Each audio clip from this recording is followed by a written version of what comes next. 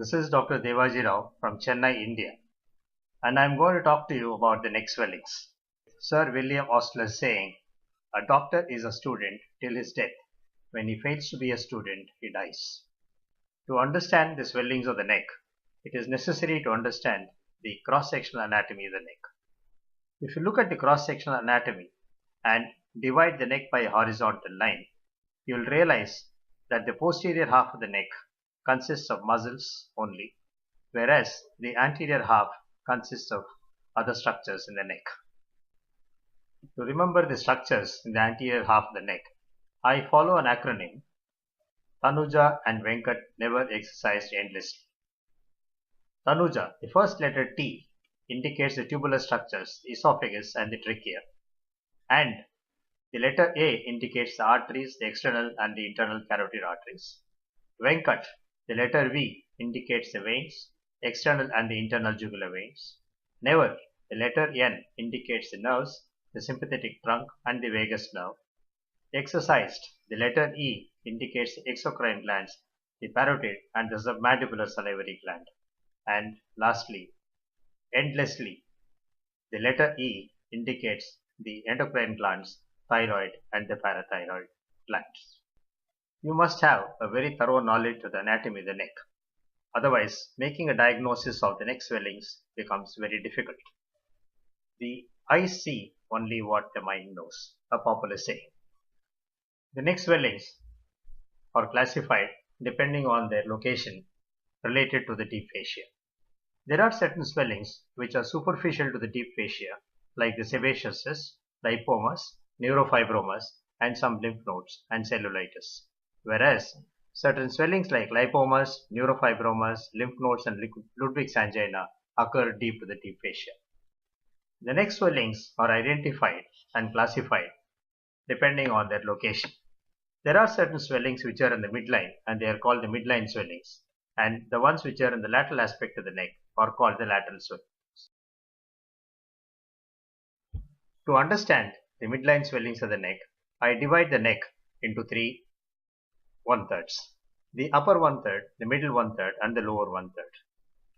The upper one-third accommodates the plunging ranula, submental lymph node, and the median dermoid. The middle one-third accommodates the subhyoid bursa and the thyroglossal cyst, and the lower one-third accommodates the thyroid swellings of the goiter of the isthmus or pyramidal lobe and the retrosternal goiter. To look at the characteristics of the swellings individually, the first I am going to tell you about a plunging ranula, which is otherwise called a diving ranula. It is a mucus or a salivary retention cyst of submandibular or the sublingual salivary gland. It usually arises due to a duct blockage, and it can be a slowly enlarging painless mass in the floor of the mouth. The characteristic feature of this swelling is the transillumination, which is positive, and CT is informative, needle aspiration is conclusive, and the treatment is excision or marsupialization of the swelling. The submental lymph node is usually secondary to an intraoral infection, especially of the tongue or the teeth. It presents as a painful and tender lump in the midline near the mandible in the submental region. Oral cavity examination becomes mandatory to look for a primary infection. The culture of pus and identifying the organism becomes mandatory for treatment. The treatment consists of broad-spectrum antibiotics, incision and drainage if abscesses are found in the dental planes, with or without dental extractions. The third swelling of the upper third of the neck is the median dermoid, which is a very rare lesion, which is a developmental deformity. It occurs at the line of fusion. It clinically presents as a smooth, soft cystic swelling in the midline of the neck. Though it is a cystic swelling, it is non-transilluminant. The CT of the neck and oral cavity will be diagnostic, and treatment would be complete excision of the swelling. Now we come to the middle third of the neck. The first swelling is the subhyoid bursa, which is also a very rare lesion. It is the prominence of an existing bursa at the body of the hyoid bone. It presents as a soft cystic lobular swelling in the subhyoid region, closely adherent to the body of the hyoid bone, and does not move on protrusion of tongue. CT or MRI of the neck will be diagnostic. Total excision is a treatment of choice Incision and drainage of the infected bursa with antibiotic coverage followed by the excision at a later date is the preferred treatment. The second swelling of the middle third of the neck is the thyroglossal cyst. It is the persistence of part of the thyroglossal duct. It can lie anywhere along the course of the thyroglossal tract, which extends from the foramen cecum in the posterior tongue down through the neck along the anterior midline, lying close to the hyoid bone up to the suprasternal notch. It occurs in early childhood or adulthood. Clinically, it presents as a globular cystic swelling in the infrahyoid region, rarely above the hyoid bone. It lies in the midline or very close to it. Complications are infection of the cyst, thyroglossal sinus, or a fistula. The specific diagnostic test is the pulling up of the cyst on protrusion of the tongue, rarely when the tongue is pulled with traction. Isotope scan is conclusive in making the diagnosis. Treatment consists of the excision of the uncomplicated cyst. The excision should include the body of the hyoid bone. The operation is called a cyst trunks operation. Infected cysts may have to be incised under antibiotic coverage to let out the pus, followed by excision at a later date. Incision of infected cyst has a high incidence of forming a fistula called a thyroglossal fistula. Sinus or fistula requires excision. The lower third of the neck houses the thyroid swellings, which are irregular swellings in the midline of the neck. The characteristic feature is that the swelling moves with deglutition and the lower border of the swelling is well felt when it has no retrosternal extension. The last swelling in the lower part of the neck, that is the lower one-third of the neck, is the retrosternal thyroid. It occurs due to excessive descent of the thyroid tissue into the superior mediastinum retrosternally. Any disease of the thyroid can affect it and cause it to enlarge and become symptomatic. Clinically, it presents as a swelling in the suprasternal region with hypo or hyperthyroid symptoms along with the pressure symptoms. Since it has got a retrosternal extension, the lower border is not felt, but being a thyroid swelling, it moves with deglutition. X-ray chest and isotope scan reveal the presence of thyroid tissue in the lower part of the neck and in the retrosternal region. CT scan and thorax delineates the swelling better. The treatment is for any other thyroid ailment. To summarize the midline swellings of the neck, there are 7 swellings in the midline of the neck, 3 in the upper one-third, 2 in the middle one-third, and 2 in the lower one-third. The 3 swellings in the upper one-third are the submental lymph node, which is a tender solid swelling, whereas a plunging ranula is a cystic swelling with positive transillumination, and the median dermoid is also a cystic swelling but with a negative transillumination. The 2 swellings in the middle third of the neck are the subhyoid bursa and thyroglossal cyst. Both these swellings are cystic, but the subhyoid bursa is not pulled up by the protrusion of the tongue, whereas thyroglossal cyst is pulled up by protrusion of the tongue. When we come to the lower third of the neck, we find the thyroid swellings, the goiter of the isthmus or the pyramidal lobe, which moves on deglutition, but the lower border is also felt because there is no retrosternal extension. Whereas the retrosternal goiter moves up on deglutition because it is a thyroid swelling, and the lower border is not felt because it has got a retrosternal extension. Now we come to the lateral swellings of the neck. That means the swellings on the lateral side of the neck. The lateral side of the neck is divided into anterior and a posterior triangle by the sternocleidomastoid muscle. The anterior triangle consists of submental triangle, digastric triangle, carotid triangle, and the muscular triangle, and the posterior triangle consists of the occipital triangle and the subclavian triangle. Now we'll look at the anterior triangle and its structures. There are 4 triangles in the anterior triangle: the submental, digastric, carotid, and the muscular triangle. The submental triangle is bounded by the anterior bellies of both digastric muscles and the hyoid bone inferiorly. The submental triangle contains lymph nodes and its related pathology. The digastric triangle is bounded by the inferior border of the mandible and the anterior and posterior bellies of the digastric muscles.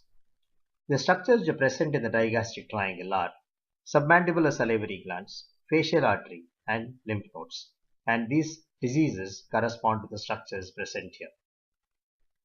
The next triangle is a carotid triangle, which is bounded by the superior belly of the omohyoid, posterior belly of the digastric, and the anterior border of the sternomastoid.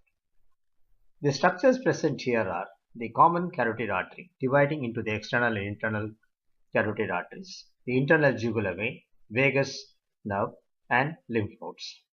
The diseases are carotid body tumor, carotid tortuosity, carotid aneurysm, branchial cyst, and lymph node swellings. The last triangle in the anterior triangle is a muscular triangle, which is almost in the midline, which is bounded by the superior belly of the omohyoid, the midline, and the anterior belly of the digastric.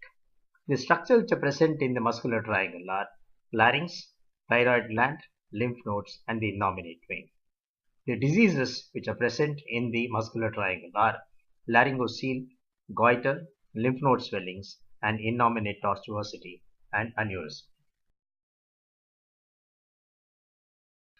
There are two triangles in the posterior triangle of the neck. One is an occipital triangle and the other supraclavicular or the subclavian triangle. The occipital triangle is bounded by the anterior border of the trapezius, posterior border of the sternomastoid, and the inferior belly of the omohyoid, and predominantly it has got many lymph nodes and the diseases related to the lymph nodes.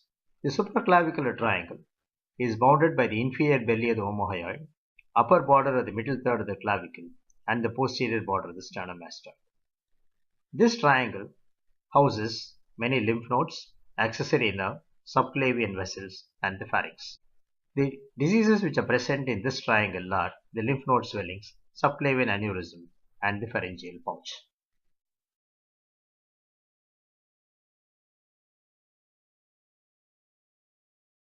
The parotid swellings can extend into the neck. This slide shows you the examples of a parotid abscess, a mixed parotid tumor, and a malignant parotid tumor with a facial palsy. Ludwig's angina. It is a cellulitis involving the sublingual and submandibular spaces beneath the deep cervical fascia, usually due to dental infections. The infection is a mixture of aerobic and anaerobic organisms. Clinically, this presents as a severe swelling of upper part of the neck, spreading in the plane beneath the deep cervical fascia.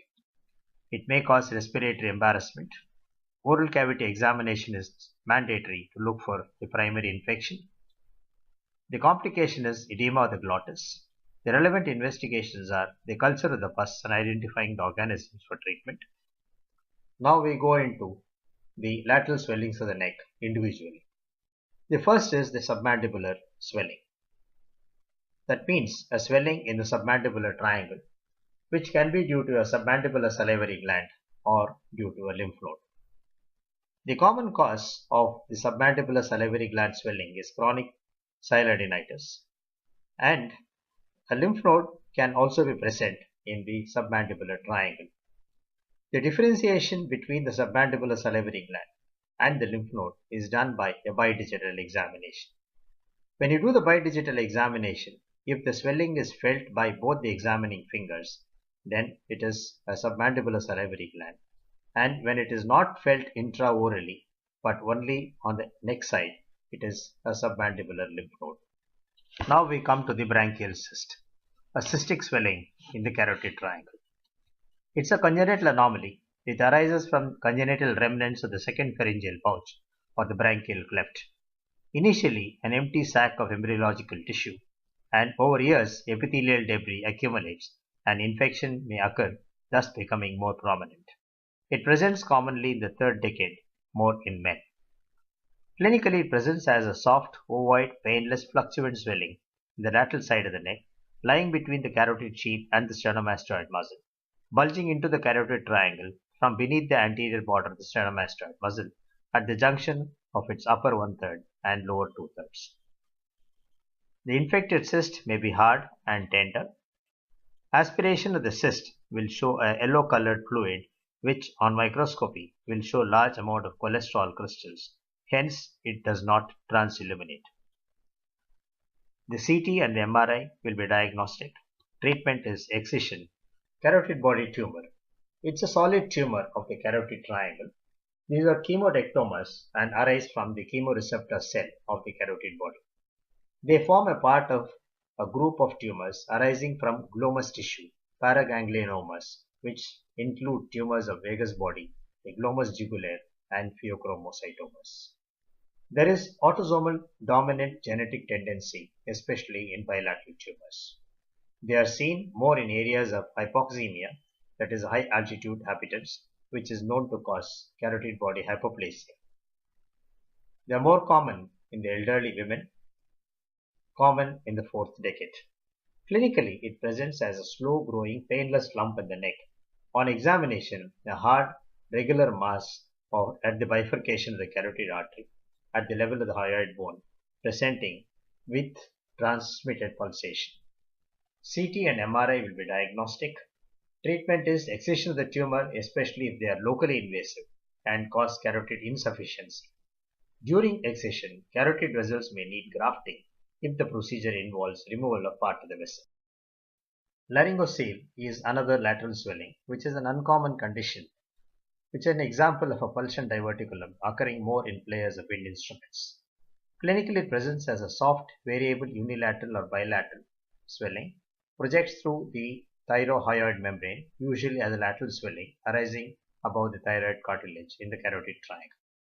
It will empty on compression and will reappear on Valsalva maneuver, which is called reducibility.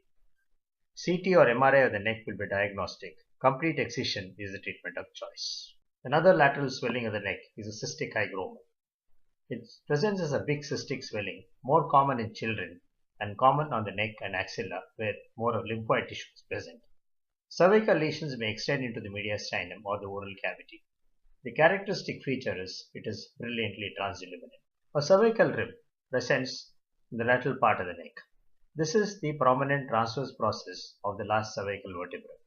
When the lower trunk of the brachial plexus or the subclavian vessels pass over the rib, they may get compressed to produce neurovascular deficiency called thoracic outlet syndrome. Clinically, cervical ribs may be palpable, usually bilateral, as a mass in the lower neck. Neurovascular symptoms depend on the compression of structure causing neurogenic thoracic outlet syndrome, which is very common, followed by the arterial and the venous thoracic outlet syndromes. Relevant investigations are plain X-ray will demonstrate the cervical ribs. CT and MRI of the neck demonstrates a compression of the nerve roots in the artery. Nerve conduction studies may be useful in determining the degree of nerve compression. The excision of the cervical rib is curative in severely symptomatic patients. Thyroid swellings present in the lower part of the neck and in the lateral part of the lower part of the neck. It may start as a nodule in the center or over the thyroid lobe, as a diffuse swelling in diffuse goiter, as a multinodular swelling and irregular swelling in a multinodular goiter, as a defined swelling in an adenoma. They all move with deglutition. This picture shows the swellings of the thyroid, which are the malignant swellings. The picture on the left shows a papillary carcinoma with a lymph node enlargement, and the picture on the right shows an anaplastic carcinoma with a very short duration. Another lateral swelling of the neck is a sternomastoid tumor. It is either an organized hematoma or an area of fibrosis secondary to ischemia in the middle third of the sternomastoid muscle. It is also thought to be a sequel to a breech presentation and birth injury or an intrauterine phenomenon. In adults, muscular tumors like rhabdomyosarcoma may be the cause. It is seen soon after birth. Clinically, it presents as a smooth fusiform swelling in the middle third of the sternomastoid muscle, or may present with torticollis after about 3 to 6 weeks. Due to fibrotic shortening of the muscle, the head gets turned away from the affected side and slightly upwards. The differential diagnosis is traumatic lesions of the sternomastoid muscle and lesions lying over or under the muscle. The relevant investigations are the CT and the MRI. The excision of the muscle or myotomy followed by physiotherapy is the treatment of choice. This table shows the neck swellings based on the consistency. The cystic midline swellings are median dermoid, plunging granular, thyroglossal cyst, subhyoid bursa, cysts of the isthmus or pyramidal lobe, and the cold abscess. The solid midline swellings are the Lidwig's angina, submental lymph node, retrosternal goiter, goiter of the isthmus or pyramidal lobe. The lateral swellings which are cystic are the branchial cyst, carotid tortuosity or aneurysm, cystic hygroma, subclavian aneurysm, innominate tortuosity and aneurysm, cold abscess, laryngocele, pharyngeal pouch. The solid lateral swellings are lymph nodes, salivary glands, thyroid swellings, carotid body tumor, sternomastoid tumor, tumors of muscles, neural or fatty tissue, and the cervical rib. When you look at the clinical features of the midline swellings of the neck, Ludwig's angina is an irregular swelling which extends in the midline and also into the lateral side. They are tender and soft to palpate, and they may be associated with high-grade fever. Submental lymph node is an ovoid or irregular firm swelling in the midline at the submental region. Median dermoid, thyroglossal cyst, subhyoid bursa, and the plunging granula are globular swellings and soft and cystic. Median dermoid is present in the midline and fluctuant, and it is not transilluminate. Thyroglossal cyst is pulled up when tongue is protruded. Subhyoid bursa is below the hyoid bone. Plunging granula is a transilluminant swelling in the upper part of the neck. Goiter of the isthmus or pyramidal lobe and the retrosternal goiter are irregular swellings which are soft to firm, and they move with deglutition. The goiter of the isthmus, the lower border is felt, whereas in a retrosternal goiter, the lower border is not felt. Now we talk about the pharyngeal pouch, which is also called a pharyngoesophageal diverticulum, hypopharyngeal diverticulum, or a Zenker's diverticulum. It is a rare clinical condition. It represents a pulsion diverticulum resulting from the muscular weakness at the posterior pharynx between the two components of inferior constrictor muscle, the thyropharyngeus and the cricopharyngeus, called Killian's dehiscence. It is a false diverticulum, not involving all layers of the esophageal wall. Clinically presents as a cystic swelling, mostly behind the sternocleidomastoid, below the level of the thyroid cartilage. Large pouches present with regurgitation, cough, halitosis, or obstruction of the upper esophagus. It may be compressed, and compression causes regurgitation. Gurgling is a very characteristic sign of pharyngeal pouch. Barium swallow and esophagoscopy are useful in diagnosis. The total excision with proper exploration of the neck, cricopharyngeal myotomy, will be needed during the procedure as the treatment of choice. The most common cause of neck swellings are the lymph node swellings. This picture shows the benign lymph node swellings. The first picture shows the viral lymphadenitis. The second one, the bacterial lymphadenitis. The pictures of the lower part shows the chronic situations like the tubercular lymphadenitis and a cold abscess. How is a cold abscess formed? It consists of 4 stages. In the first stage, the lymph nodes remain discrete. In the second stage, they mat together, and in the stage 3, they caseate, and it forms a cholesterol abscess, and which bursts to form a sinus. It is called a cold abscess because it does not have the symptoms and signs of inflammation. The other pathology of the lymph nodes in the neck are the lymphomas, which are the primary malignancy of the lymphoid tissue. There are 2 varieties of lymphomas. One is an Hodgkin's type and the other one is a non-Hodgkin's type.